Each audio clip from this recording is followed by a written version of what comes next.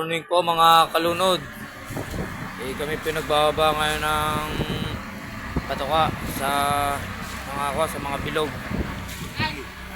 Yan mga kalunod, yung mga kasama ko nga po pala. Yan. Kami po ay nagde-deliver ng patoka sa Batangas. O mga kalunod, maraming dyan din nilalagay kasi yung mga isda eh. Ano? Kami nagde-deliver mga kalunod. Oy mga tropa, kuhay mo na sa Kalunod Vlog.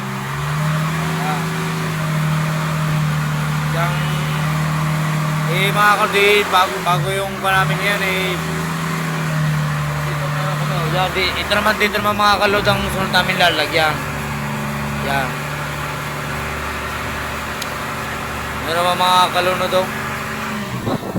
Mga kalod, butit ngayon walang masyadong halo dito sa Batangas. Yun mga kalod nga po pala yung taal. Umuusok nga po pala. Para mga kalod, hanggang dyan na lang po yung video ko.